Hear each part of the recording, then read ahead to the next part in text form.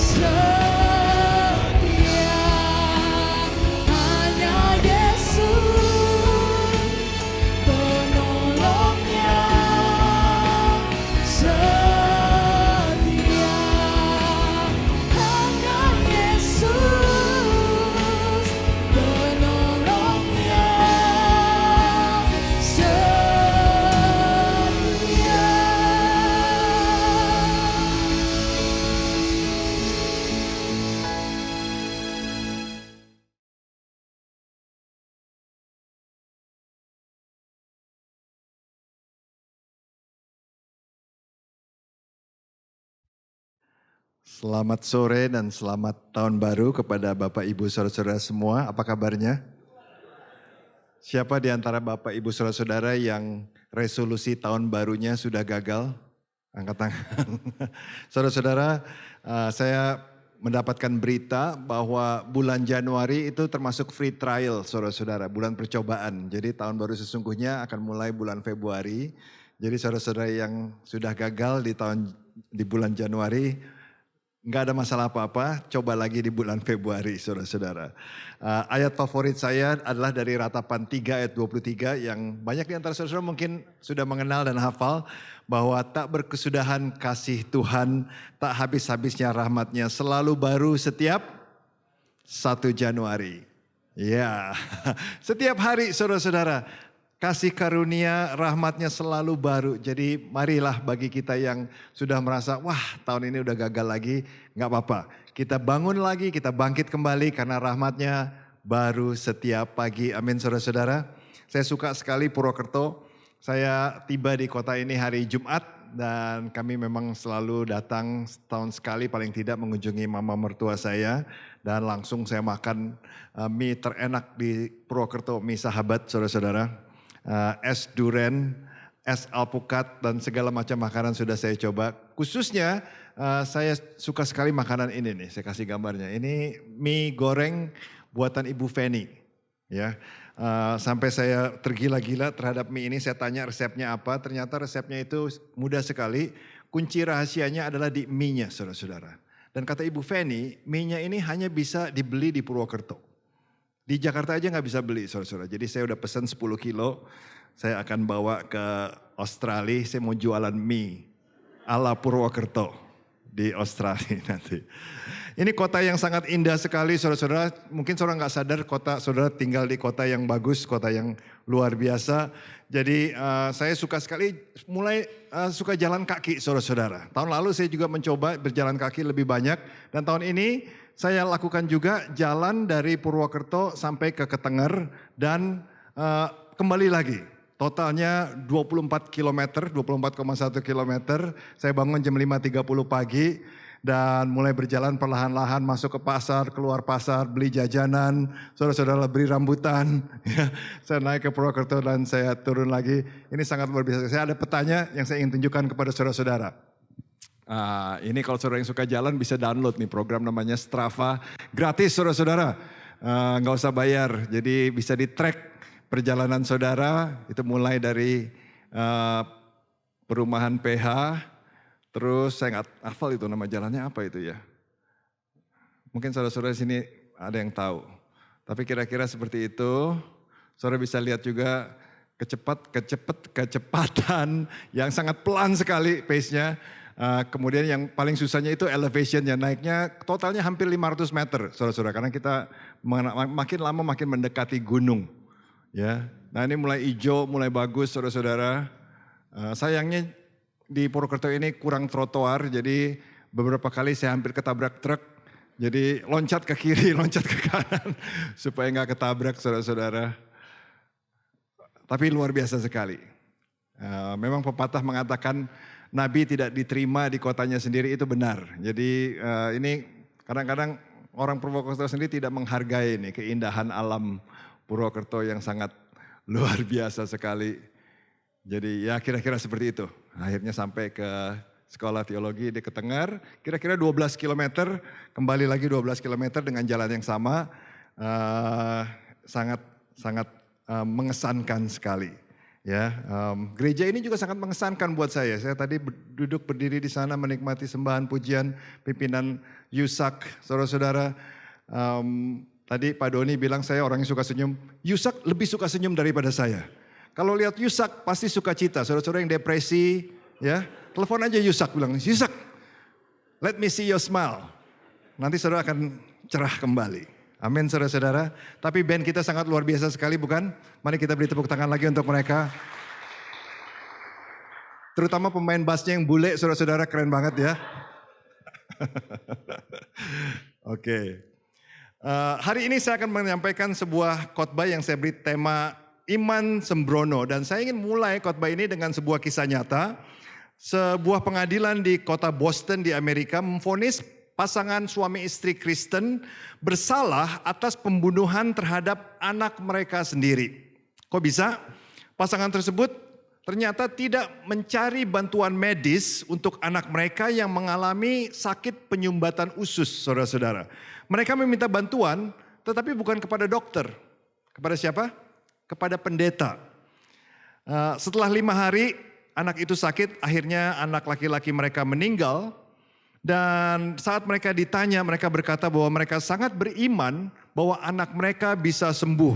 Karena gereja mereka mengajarkan bahwa semua penyakit dapat disembuhkan hanya dengan doa.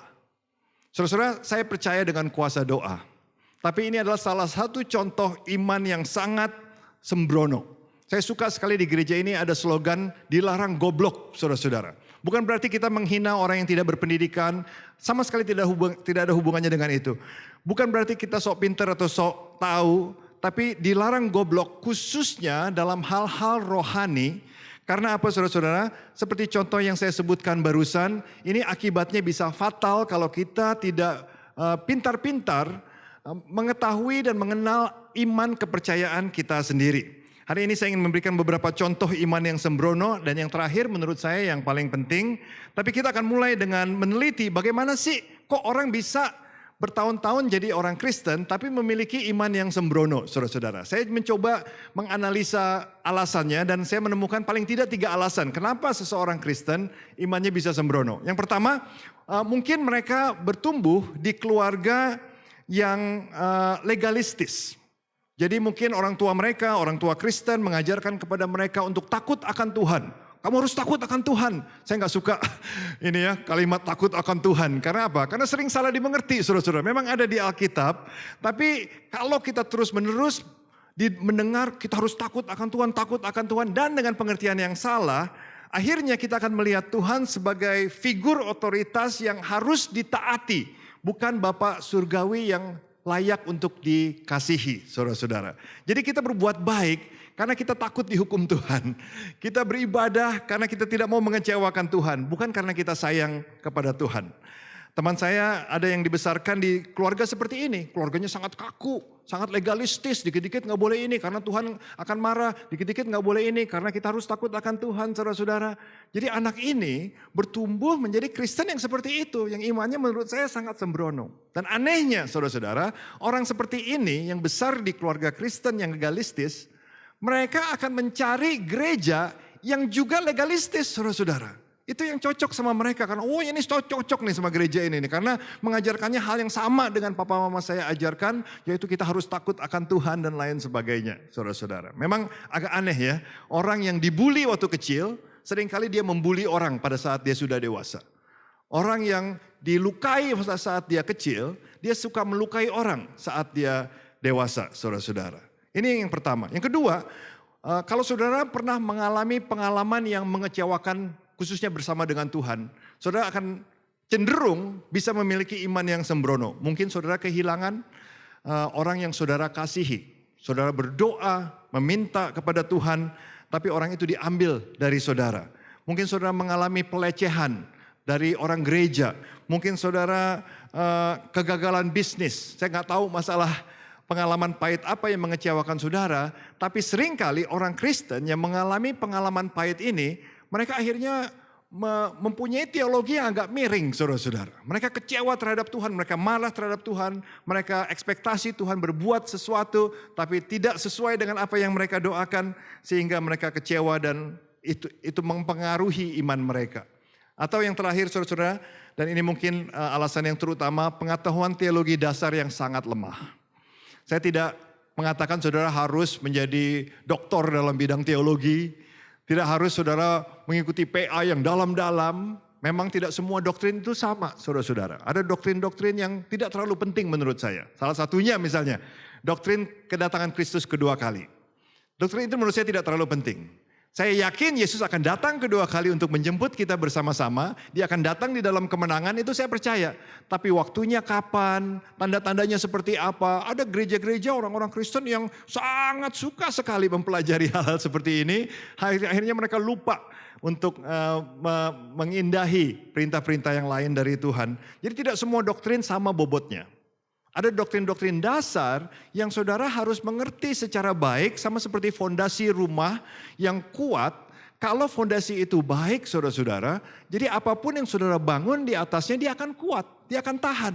Ya, jadi saudara harus konsentrasi untuk memiliki pengetahuan doktrin yang paling tidak doktrin basic yang saudara harus mengerti dengan baik. Itu akan saya ajarkan juga sedikit pada sore hari ini.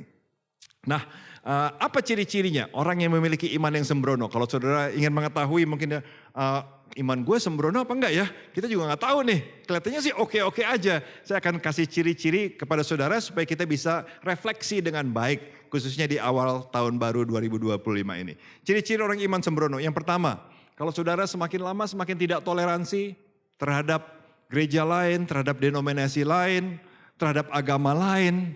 Semakin lama saudara semakin menghakimi kepada orang lain. Semua orang salah kecuali saudara sendiri. Kesombongan rohani, saudara merasa lebih benar dari orang lain. Memprioritaskan aturan-aturan tradisi di atas kasih dan hubungan dengan sesama. Hubungan terhadap Tuhan. Itu berarti udah salah, udah ngaco itu imannya saudara-saudara. Ya, tidak ada anugerah, tidak ada pengampunan, tidak ada karunia dalam hidup saudara. Penolakan terhadap bantuan duniawi, saudara-saudara. Jadi seperti cerita tadi, nggak mau ke dokter, nggak mau konseling, nggak mau minta nasihat dari orang yang lebih mengerti. Saudara berdoa aja. Saudara berdoa itu penting, sekali lagi saya katakan. Hidup nafas orang Kristen adalah di dalam doa. Tapi kalau saudara ingin menjadi pengusaha lebih baik, coba cari tahu dengan pengusaha yang berhasil, yang juga anak Tuhan mungkin, tanya tips-tips dagang yang baik, tips-tips marketing yang baik. Jadi enggak semuanya itu semua rohani saudara-saudara. Kita ini makhluk rohani dengan komponen jasmani juga. Kita dikasih otak oleh Tuhan untuk berpikir. Ada bagian-bagian dari tubuh Kristus yang memang sudah dikasih talenta oleh Tuhan untuk pintar bertalenta dalam satu bidang. Misalnya orang itu jadi dokter, jadi engineer dan lain sebagainya. Kita tidak bisa hidup hanya dalam satu sisi rohani saja, lupa bahwa kita masih hidup di dalam dunia.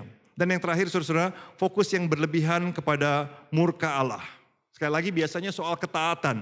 Kita taat bukan karena kasih, tapi kita taat karena takut murka Tuhan, takut hukuman dari Tuhan. Inilah yang dimaksud oleh Rasul Paulus pada saat dia berkata di Efesus 4 ayat 14, supaya kita bukan lagi menjadi anak-anak yang diombang-ambingkan oleh angin pengajaran yang berbeda-beda, yang ngetren saudara-saudara, oleh kelicikan orang dan kecerdikan untuk menyesatkan. Karena tujuan iblis akhirnya adalah untuk menyesatkan kita, untuk mengambil sukacita keselamatan dari hidup kita, saudara-saudara. Karena itu kita penting, khususnya di awal tahun baru ini untuk bersama-sama introspeksi, supaya kita tidak memiliki iman yang sembrono. Saya kasih 3 contoh pada sore hari ini. Yang pertama, ini iman yang sangat sembrono. Banyak orang Kristen percaya ini. Damai yang instan. Damai yang instan. Ketika tragedi datang, orang percaya seharusnya memiliki kedamaian yang sejati segera. Ya, peace that passes understanding. Itu selalu harus menjadi milik saudara. Saya percaya dan yakin ini adalah iman yang ngaco, saudara-saudara. Iman yang sangat sembrono. Sebagian saudara-saudara sudah mengetahui 2,5 tahun yang lalu papa saya meninggal. Dan dia meninggal secara tiba-tiba. Setelah 1 hari setelah hari Bapak, hari Bapak itu datang ke rumah saya makan malam bersama-sama saudara-saudara. Keesokan harinya dia pakai sepatu olahraga, dia berjalan kaki treadmill. Tapi dia merasa tidak enak di jantungnya, dia sempat matikan mesin treadmill, duduk di sofa. Kemudian mama saya menemukan dia setengah jam kemudian terbaring di sofa.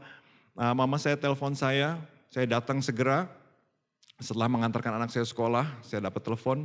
Saya belikan pernafasan buatan dan lain sebagainya, tapi papa saya sudah tidak tertolong lagi. Dan di saat itu saudara-saudara, banyak orang-orang Kristen yang saya percaya maksud mereka baik. Mereka memberikan nasihat-nasihat kepada saya yang menurut saya tidak menolong sama sekali. Seakan-akan saya tidak boleh berduka cita, saudara-saudara. Seakan-akan saya harusnya bersuka cita karena papa saya dipanggil oleh Tuhan dan dia orang Kristen. Enggak apa-apa, papa kamu sekarang sudah bersama dengan Yesus kok. Ya, it's okay, papa kamu udah enak, umurnya panjang dia, 82 tahun. Ya, udah cukup waktunya. It's okay. Kamu jangan sedih Daniel, ya. Dia sudah bersama dengan Yesus. Papa kamu enak matinya cepat, nggak sengsara, nggak lama-lama, saudara-saudara. Seakan-akan semua nasihat-nasihat itu menghibur saya supaya saya tidak berduka cita lagi, saudara-saudara. Saya ingin katakan kepada saudara-saudara ya, sedih, kekecewaan, duka cita itu bagian normal dari kehidupan, saudara-saudara. Kita jangan jadi orang yang seperti robot. Seakan-akan kita nggak boleh mengalami emosi-emosi seperti itu. Ya. Di gereja-gereja tertentu khususnya saudara datang, tadi saya sapa, apa kabar semuanya? Luar biasa. Meskipun kita sebenarnya lagi nggak, ya jangankan biasa-biasa, kurang dari biasa saudara-saudara. Tapi kita harus jawab dengan mantap, ya nggak apa-apa juga sih saudara-saudara ya. Tapi maksud saya ada ruang-ruang di gereja seharusnya di mana kita bisa jujur satu dengan yang lain. Mungkin di ruang sebesar ini agak sulit. Karena itu perlu kita ikut kelompok kecil, ikut doa, mengenal beberapa orang yang kita percaya bisa menjadi mentor kita. Di mana kita bisa jujur. Saat orang itu bertanya kepada kita, kamu apa kabarnya? Kamu bisa menjawab, wah terus terang saya lagi struggling. Saya lagi kesulitan sekarang. Saudara-saudara mengerti? Ya, jangan kita menjadi orang yang nggak realistis lagi. Kita memang orang Kristen, kita sudah ditebus saudara-saudara. 2000 tahun yang lalu Yesus sudah mati untuk dosa-dosa kita. Dan dia sudah memulai proses pemulihan dunia yang berdosa ini. Saudara tahu di dunia berdosa ada kesakitan. Di dunia berdosa ada kematian. Di dunia berdosa ada ketidakadilan. Hal-hal yang terjadi seringkali tidak fair di dunia yang berdosa. Kita bersyukur Tuhan Yesus sudah memulai proses pemulihan. Tapi penggenapan total pemulihan tersebut masih kita akan lihat pada saat Yesus datang kedua kalinya nanti. Saudara mengerti? Kita sudah mulai bisa melihat sedikit-sedikit nih. Kita sudah mulai mengecap kebaikan Tuhan. Karena itu kita suka melihat sekali-sekali. Ada mujizat di sini, mujizat di sana. Itu kita sudah melihat saudara-saudara. Karena apa? Yesus sudah memulai proses pemulihan tersebut. Tapi penggenapan totalnya nanti akan terjadi pada saat dia datang untuk kedua kalinya. Nanti itu saudara-saudara, nggak ada lagi tuh kanker, nggak ada lagi diabetes, nggak ada lagi sedih hati, duka cita, itu nggak ada lagi saudara-saudara. Ya, tapi itu nanti. Selama kita di dunia akan ada emosi-emosi seperti itu. Yesus berkata di khotbahnya dia di bukit, Matius 5 ayat 4 berkata, berbahagialah orang yang berduka cita, saudara-saudara. Berbahagialah orang yang berduka cita. Bukan karena berduka cita itu baik. Berduka cita itu gak baik saudara-saudara. Pada saat Lazarus teman Yesus meninggal, Yesus sendiri nangis dia. Dia sendiri berduka. Padahal dia tahu gak sebentar lagi dia akan bangkitkan Lazarus? Tahu. Tapi tetap dia menangis saudara-saudara. Berbahagialah orang yang berduka cita. Bukan karena berduka cita itu baik. Tapi karena apa? Karena mereka akan diberi penghiburan. Disitulah sukacitanya. Berduka citanya tidak baik. Jadi justru jangan salah. Seringkali orang Kristen baca Alkitab salah. Wah, berduka cita berarti baik ya? Enggak baik. Jangan saudara kunjungi orang di hospital atau di pemakaman kata, bersyukurlah kamu berduka cita. Gaplok saudara-saudara orang ngomong seperti itu ya. Berduka cita itu tidak baik. Baiknya di mana? Karena kita akan diberi penghiburan oleh Allah sendiri. Amin saudara-saudara. Sesuai dengan waktu Tuhan. Tuhan mengizinkan, dengan kata lain ayat ini mengizinkan saudara untuk berduka cita. Mengizinkan. Dan sesuai dengan waktu Tuhan, Tuhan akan memberi penghiburan. Amin saudara-saudara. Jadi jangan pernah saudara takut untuk mengalami emosi. Saudara mau kecewa sama Tuhan.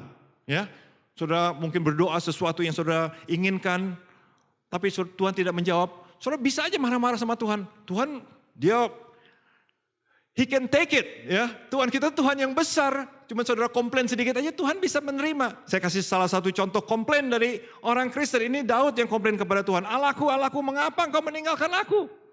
Mengapa engkau jauh dari pertolonganmu, dari perkataan-perkataan ratapanku?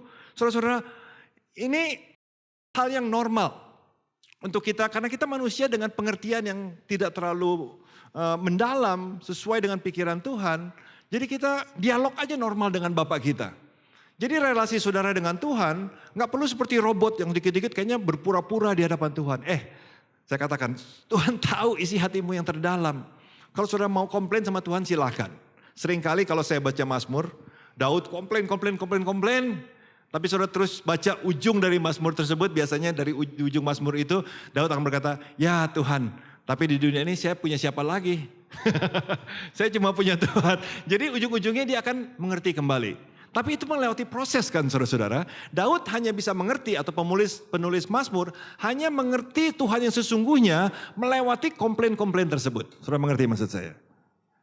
Melewati kejujuran di hadapan Tuhan. Satu lagi contoh komplain. Bangunlah, mengapa engkau tidur ya Tuhan? Bangun, jangan buang-buang waktu untuk menolak kami. Mengapa engkau menyembunyikan wajah? Tuhan tidak pernah menyembunyikan wajahnya. Tapi itu perasaan kita kan seringkali. Dan melupakan penderitaan dan penindasan kami.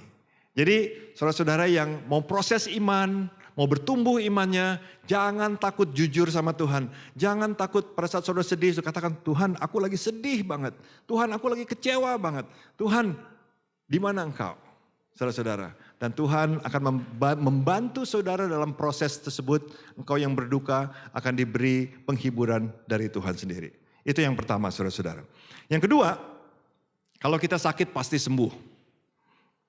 Jika saya memiliki iman yang sejati, Tuhan akan menyembuhkan saya atau orang yang saya doakan. Sekali lagi saya katakan kepada saudara, saya percaya dengan mujizat. Sangat percaya. Kenapa? Bukan saja itu diajarkan oleh Alkitab, tapi juga saya mengalaminya sendiri. Saudara-saudara banyak yang tahu cerita kami, saya dan Hulda 10 tahun kami berdoa tidak kunjung diberikan anak oleh Tuhan. Kita berkunjung ke dokter, mau coba bikin bayi tabung saudara-saudara. Dokter aja bilang gak bisa kamu punya anak, melalui bayi tabung pun kamu gak akan bisa punya anak saudara-saudara. Tapi Lukas 1 ayat 37 mengatakan apa yang mustahil bagi manusia itu mungkin bagi Tuhan. Amin saudara-saudara. Saya percaya mujizat, saya penerima mujizat Tuhan. Tapi saya ingin katakan kepada saudara, banyak orang-orang Kristen, hamba-hamba Tuhan juga yang imannya lebih besar dari saya, mungkin lebih rajin dari saya pelayanannya, lebih macam-macam, tapi mereka sampai saat ini belum juga diberikan anak dari Tuhan. Salah satunya teman saya Weliar Kauntu, yang lagu-lagunya sering kita nyanyikan di gereja-gereja di Indonesia. Dia bersama istrinya sudah menikah lebih lama dari kami. Sampai sekarang tidak punya anak saudara-saudara. Apa mereka kurang sayang Tuhan? Kurang rajin? Kurang rendah hati? Enggak loh. Itu orangnya luar biasa sekali. Asistennya Bapak Darana juga sama istrinya tidak punya anak sampai sekarang saudara-saudara. Jadi rencana Tuhan bagi setiap orang itu berbeda-beda. Saudara nggak bisa memukul rata. Wah kalau Tuhan bekerja seperti ini di sini, berarti dia harus bekerja dengan hal yang sama di sini juga saudara-saudara. Tidak seperti itu. Saya kasih contoh beberapa. Misalnya salah satu protege dari Paulus, Timotius yang adalah pendeta di Efesus. Dia orang yang sakit-sakitan. Paulus berkata, jangan lagi minum air saja, tapi pakailah sedikit anggur karena sakit perutmu dan seringnya kamu sakit. Seringnya kamu sakit saudara-saudara. Kenapa Paulus tidak mendoa? Dia Paulus loh saudara-saudara. Kenapa Paulus tidak mendoakan saja dan dia sembuh secara instan? Karena sekali lagi kita tidak tahu rencana Tuhan untuk setiap individu. Paulus sendiri berdoa saudara-saudara 2 Korintus 12 ayat 7-8. 3 kali aku berdoa kepada Tuhan supaya duri itu menjauh daripadaku. Tapi jawaban Tuhan kepada dia, cukuplah kasih karuniaku bagimu sebab justru dalam kelemahanlah kuasaku menjadi sempurna. Nah di sini kita menemukan satu rahasia yang sangat luar biasa. Seringkali Tuhan ingin menunjukkan kekuatannya, kuasanya di dalam kelemahan-kelemahan kita. Kenapa? Karena untuk menyembuhkan saudara itu sebenarnya gampang buat Tuhan. Benar gak? Ya, gampang. Saudara mau dibikin berhasil, mau dibikin sukses, itu gampang banget bagi Tuhan. Tapi seringkali kenapa Tuhan mengizinkan kita melewati proses-proses seperti sakit, jatuh bangun saudara-saudara, ya, ditipu orang dan lain sebagainya. Karena di situ justru ada kehendak Tuhan yang sangat luar biasa yang seringkali kita tidak tahu. Pada saat kita melewati masa-masa gurun, ya, itu sebenarnya masa-masa yang indah bersama dengan Tuhan. Memang pada saat kita melewatinya tidak nyaman ya. Kita gak suka melewati masa gurun. Tapi saya mempelajari sangat menarik sekali saudara. Gurun dalam bahasa Ibrani itu adalah midbar. Gurun itu midbar dalam bahasa Ibrani. Sama kosakatanya dengan kata medaber. Yaitu berbicara dan davar. Davar itu kata-kata. Dengan kata lain, gurun itu bukan saja tempat kita bergumul, tapi gurun adalah tempat Tuhan seringkali berbicara kepada kita. Karena kosakata gurun midbar itu sama dengan Tuhan berbicara, saudara-saudara. Saya nggak tahu apa ada hubungannya apa tidak, tapi beberapa contoh di Alkitab mengatakan seperti itu. Salah satunya Musa. Pada saat dia di gurunlah Tuhan berbicara kepada dia. Tuhan tidak berbicara kepada dia pada saat dia nyaman di Mesir. Justru di gurun Tuhan berbicara. Jadi pada saat saudara mengalami masa-masa yang sulit, masa-masa gurun, saudara harus tahu, seringkali masa-masa gurun itu, tempat gurun adalah tempat suci bagi saudara. Jadi jangan cepat-cepat saudara bilang, Tuhan jauhkan aku dari gurun ini. Kalau berdoa jauhkan aku dari gurun, sama seperti saudara berdoa jauhkan aku dari hadirat Tuhan. Jangan. Seharusnya saudara bertanya, Tuhan di tengah-tengah kesakitanku ini, Tuhan sedang berbicara apa kepadaku? Di tengah-tengah kebangkrutan, Tuhan mau katakan apa kepada saya? Karena sekali lagi, untuk bikin saudara beres dari bangkrut, gampang buat Tuhan. Untuk bikin saudara beres dari sakit, gampang. Jadi karena itu kalau dia belum melakukannya, tanya sama Tuhan, Tuhan apa maksudmu? Apa rencanamu? Apa yang harus aku mengerti tentang iman, tentang Tuhan, tentang diriku sendiri. Mungkin ada dosa-dosa, bukan berarti setiap kali saudara sakit itu gara dosa. Tidak, Ayub contohnya. Dia mengalami itu, temannya bilang, oh dosa kamu pasti, belum tentu. Tapi baik untuk kita refleksi. Dosa hanya salah satu kemungkinan, saudara-saudara. Ya. Seringkali kita diajarkan oleh pendeta-pendeta untuk memiliki iman yang besar. Iman yang memindahkan gunung. Ini kan iman besar kan? Yesus berkata, kalau kamu percaya, kamu bisa memindahkan gunung. Iman yang besar adalah iman saat kita percaya Allah dapat memindahkan gunung. Tapi iman yang dewasa adalah saat kita percaya Allah meskipun gunung tidak pindah, saudara-saudara. Saudara mengerti? Baik bagi kita memiliki iman yang besar. Karena Tuhan kita Allah yang berkuasa. Dia bisa melakukan apa saja. Itu iman yang besar. Aku percaya Tuhan, Engkau bisa memindahkan gunung yang ada di hadapanku. Tapi Tuhan, meskipun gunung tidak pindah, aku tetap percaya kepada Tuhan. Itu sama seperti doanya Sadrak, Mesak, Abednego. Saudara ingat cerita Daniel dan Sadrak, Mesak, Abednego pada saat mereka ingin dimasukkan ke perapian karena tidak mau menyembah raja. Apa kata Sadrak, Mesak, Abednego? Kami percaya Tuhan kami sanggup membebaskan kami dari perapian ini. Tapi meskipun dia tidak, kami akan tetap menyembah Tuhan. Kami tidak mau menyembah raja. Itu iman yang dewasa, saudara-saudara. Kalau Tuhan memindahkan gunung, saudara percaya, semua orang juga bisa. Benar gak? Semua orang juga percaya, saudara. Oh, sakit sembuh. Doa ini sukses, sukses. Semua orang juga percaya. Saat kelihatannya Tuhan tidak bekerja, kau bisa tetap percaya? Itu baru iman yang besar namanya, saudara-saudara. Dan Tuhan mau semakin lama iman saudara dan iman saya semakin bertumbuh seperti itu. Dan yang terakhir, saudara-saudara, ini yang sering kali saya baca di sosial media, diajarkan oleh pendeta-pendeta banyak bahwa keselamatan harus kita jaga dengan baik-baik. Kalau enggak kehilangan engkau keselamatanmu. Keselamatan orang percaya menurut iman yang sembrono ini bisa hilang kalau kita tidak jaga dengan pertobatan, kepatuhan, dan perbuatan baik. Saudara-saudara, sekali lagi supaya saya tidak disalah kutip oleh jemaat di tempat ini. Bukan berarti saya mengajarkan bahwa pertobatan, kepatuhan, perbuatan baik itu tidak penting. Sama sekali, saya tidak mengajarkan itu. Tapi kita semua tahu, semua orang Kristen harusnya mengetahui bahwa keselamatan hanya karena iman, saudara-saudara. Itu anugerah Tuhan, bukan karena perbuatan baik. Saya kasih ayat yang sangat terkenal sekali yang seharusnya saudara-saudara semua hafal. Sebab karena kasih karunia kamu diselamatkan oleh apa, saudara-saudara? Perbuatan baik, oleh pertobatan, oleh kepatuhan, oleh beribadah, tidak, oleh iman. Dan itu bukan hasil usahamu tetapi pemberian Allah. Itu bukan hasil pekerjaanmu. Jangan ada orang yang memegahkan diri. Tapi Paulus tidak selesai. Hanya di Efesus 2 ayat 8 dan 9. Masih ada ayat 10, saudara-saudara. Ayat 8 dan 9 mengajarkan bahwa imanlah alasan mengapa Tuhan menerima saudara dan menerima kita. Karena anugerahnya. Tapi setelah kita diselamatkan, ada pekerjaan baik yang menunggu kita, saudara-saudara. Ayat 10 mengatakan seperti ini, karena kita ini buatan Allah diciptakan dalam Kristus Yesus untuk melakukan pekerjaan baik yang dipersiapkan Allah sebelumnya. Ia mau supaya kita hidup di dalamnya. Dengan kata lain, saudara-saudara, pada saat kita diselamatkan karena iman, pekerjaan baik itu menunggu kita karena kita sudah diselamatkan. Bukan supaya kita tetap selamat. Keselamatan kita sekali selamat, tetap selamat, saudara-saudara. Ya, perbuatan baik kita adalah respons kita terhadap anugerah Tuhan yang begitu luar biasa yang kita terima secara cuma-cuma. Saudara mengerti maksud saya? Ya, jadi jangan saudara bingungkan. Yang pertama kita sebut dalam istilah teologinya pembenaran.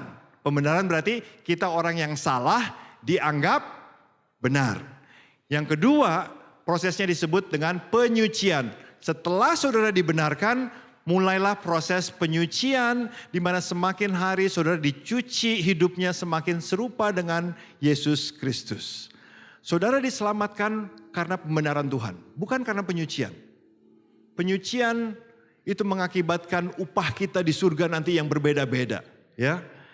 Keselamatan itu semua cuma-cuma, semua dipukul rata. Hanya darah Kristus yang bisa menyelamatkan kita. Tapi kalau saudara setia, saudara bertanggung jawab atas hidupmu, akan ada reward, akan ada upah yang menunggu kita. Karena itu Tuhan Yesus mengatakan, kumpulkanlah bagimu upah di surga. Jangan kumpulkan upah-upah yang di bumi, saudara-saudara. Ya, saudara mengerti maksudnya? Ini dua konsep yang sangat berbeda, dua-duanya penting, saudara-saudara. Dua-duanya penting. Sama seperti bahan bakar. Bahan bakar itu ada dua macam. Paling tidak kalau yang saudara mengerti ya. Ada yang namanya bensin, ada yang namanya solar. Saudara mengerti? Itu dua-duanya bahan bakar. Tapi jangan salah mengerti saudara-saudara. Kalau saudara salah mengaplikasikan, itu jadi kacau nanti. Misalnya saudara masukin mobil yang seharusnya diisi dengan solar, saudara isi bensin. Apa yang terjadi? Rusak mesinnya. Atau mesinnya mesin diesel, saudara isiin bensin. Mesinnya rusak gak? Rusak saudara-saudara, hancur mesinnya. Sama. Kalau orang tanya sama saudara, gimana sih saya bisa jadi orang Kristen? Aku mau jadi orang Kristen nih, Pak Doni. Gimana caranya? Saudara kan jawab apa? Percaya saja kepada Tuhan, engkau akan selamat. Tapi kalau orang tanya, Pak Doni, saya mau bertumbuh nih, bagaimana sih caranya? Wah, banyak caranya kalau mau bertumbuh. Baca Alkitab, saat teduh, perpuluhan, pelayanan. Saudara mengerti? Itu cara kita bertumbuh. Tapi kalau saudara jawabnya salah, misalnya orang mau tanya, Ibu Feni bagaimana saya bisa jadi orang Kristen? Kamu harus ke gereja, kamu harus perpuluhan. Loh. Ngaco itu saudara-saudara. Untuk jadi orang Kristen hanya perlu percaya. Untuk bertumbuh, saudara lakukan hal-hal yang lain. Nah, karena itulah saya percaya keselamatan gak bisa hilang saudara-saudara. Karena bukan sama sekali karena perbuatan baik kita. Bukan karena kita saat teduh, bukan karena kita perpuluhan dan lain sebagainya. Itu semua baik untuk kita lakukan supaya kita semakin lama iman kita bertumbuh. Kelakuan kita semakin baik, semakin mirip dengan Tuhan Yesus. Supaya kita tidak jadi batu sandungan. Supaya kita mengumpulkan upah yang luar biasa di surga. Dan supaya kita mengerti semakin lama betapa Tuhan sungguh mengasihi kita apa adanya di kejatuhan kita, di kekecewaan kita, di tengah-tengah kegagalan kita. Kita akan menemukan Tuhanlah penolong kita yang sejati. Dia selalu ada. Dia tidak pernah kecewa terhadap kita, saudara-saudara. Kasih Tuhan kepada saudara sudah sempurna. Saudara gak bisa tuh lebih menyenangkan Tuhan karena saudara lebih patuh, lebih taat, itu Tuhan sudah kasihnya udah 100% kepada saudara. Sudah ditunjukkan kepada saudara pada saat dia memberikan anaknya. Itulah berapa banyak Tuhan mengasihi saudara. Jadi jangan saudara pikir ya, saudara bisa membeli kasih Allah. Karena saudara, Tuhan lihat nih ya, gue kasih perpuluhan ya, lebih sayang ya. Gak bisa dia lebih sayang kepada saudara. Udah sayangnya udah mentok. Saudara mengerti? Sayang Tuhan kepada saudara udah mentok. Tapi kalau kita mengerti akan kasih Tuhan ini. Dan kita lakukan perbuatan-perbuatan yang menyenangkan Bapa. Bukan karena dia perlu disenangkan, tapi itulah respon hati kita yang begitu bersyukur luar biasa, mengasihi Allah kita apa adanya, yang sudah kita menerima, yang sudah menerima kita juga apa adanya, saudara-saudara. Karena itu, mari kita di tahun yang baru ini semakin dewasa imannya. Jangan lagi jadi iman anak-anak yang gampang dibohongin orang, dibohongin pendeta-pendeta, saudara-saudara. Jangan. Kita mau bertumbuh, kita mau berhubungan dengan Tuhan bukan karena kita harus beribadah, bukan karena kita harus, tapi karena kita mau. Kita mau ketemu Bapa kita di surga. Saat kita datang ke rumahnya bersama anak-anaknya yang lain, kita mau melayani Bapa kita dengan sebaik-baiknya. Bukan karena dia harus dilayani, tapi kita kepengen saudara-saudara ya. Karena kita mau, karena Tuhan itu luar biasa sayang sama kita. Kita mau memberi sebanyak-banyaknya, bukan cuma perpuluhan, lebih dari perpuluhan kalau bisa. Karena semuanya datang dari Tuhan, semuanya milik Tuhan. Kalau Tuhan mau pakai uang kita, untuk kemuliaannya, wah pakai nih Tuhan sebanyak-banyaknya. Bukan karena saya harus, tapi saya suka untuk melakukan ini bagi Tuhan. Saudara mengerti? Kalau kita bisa melakukan ini, iman kita gak akan sembrono lagi tuh. Iman kita adalah iman yang dewasa, iman yang kuat, yang bisa menyebar luaskan. Bukan saja berkat Tuhan untuk keluarga kita, tapi untuk orang-orang di sekitar kita. Mari kita bangkit berdiri, saudara-saudara, kita akan nyanyikan lagu yang kita nyanyikan tadi, lagu yang luar biasa sekali. Tuhan akan menolong kita di tahun yang baru ini. Bukan saja untuk masalah-masalah kita, tapi menumbuhkan iman kita. Dan memberikan kepada kita apa yang kita butuhkan. Mari kita nyanyikan dengan iman. Saat ku berjalan, kasih-Mu menerangi langkahku.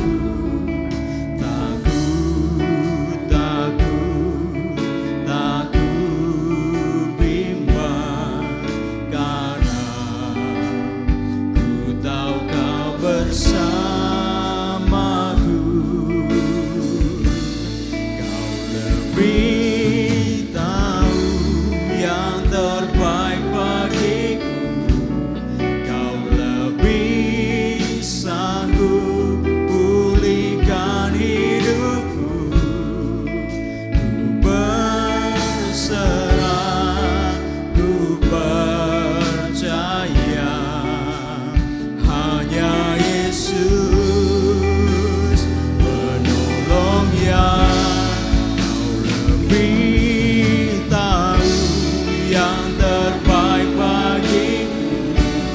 Kau lebih sanggup pulihkan hidupku.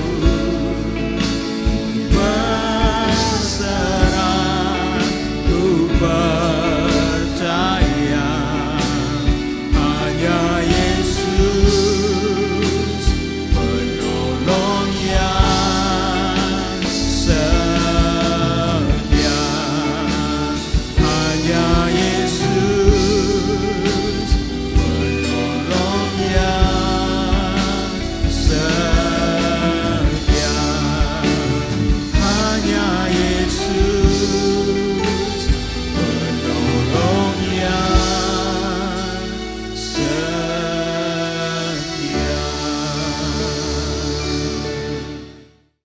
Jemaat yang dikasihi Tuhan, marilah kita buka kedua belah tangan kita. Kita akan memohon dan menerima berkat dari Tuhan.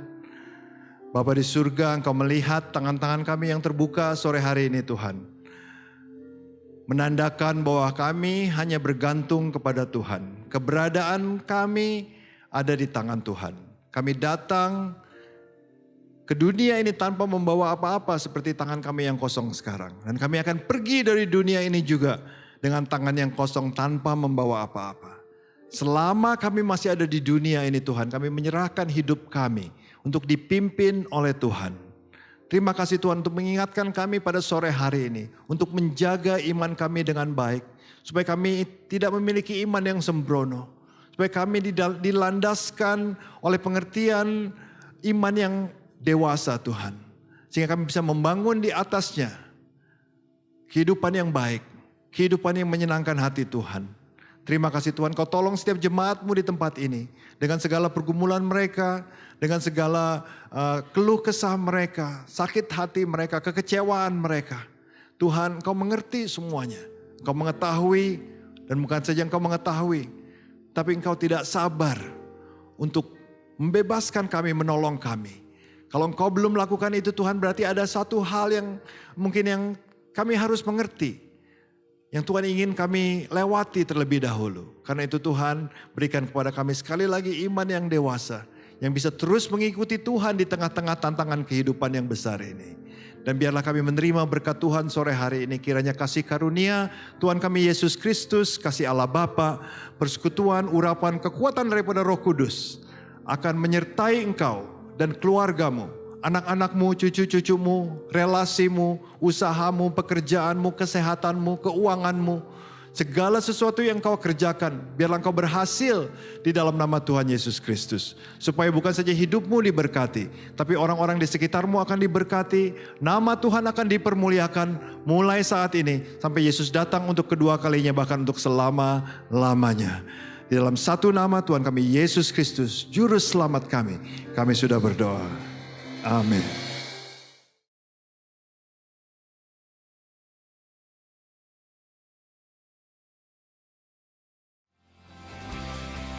Seringkali kita menghadapi situasi yang tampaknya mustahil, namun percayalah bahwa pertolongan Tuhan selalu datang pada waktu yang tepat. Iman yang besar saat kita percaya Allah dapat memindahkan gunung. Iman yang dewasa saat kita tetap percaya Allah meskipun gunung tidak pindah. Terima kasih Pastor Daniel untuk pesan firman Tuhannya. Semoga kita semua diberi kekuatan dan semangat yang baru dalam menjalani hidup ke depan ini. Dan kepada Yusak dan TCL Band serta volunteer TCL Prokerto, Anda semua luar biasa dan salam kompak selalu untuk kita semua. Serta kepada Anda semua yang menyaksikan tayangan kami ini, saya ucapkan terima kasih. Saya juga ucapkan terima kasih untuk Bapak, Ibu, dan teman-teman semua yang telah dengan setia dan antusias dalam memberi persembahan. Anda semua luar biasa. Sehingga program TCL Prokerto bisa berjalan dengan baik dan bisa menjadi reflektor terang Tuhan di kota Prokerto. Kiranya Tuhan memberkati dan memberi kemudahan untuk segala usaha pekerjaan Bapak Ibu semua. Selanjutnya untuk Bapak Ibu yang akan memberikan persembahan, baik persembahan rutin atau persembahan perpuluhan, bisa langsung ke kotak persembahan yang ada di gereja, atau Bapak Ibu bisa langsung transfer ke rekening gereja yang tertera di layar Anda. Saya Meman, sampai jumpa di online experience kita Jumat depan. Tuhan Yesus memberkati kita semua.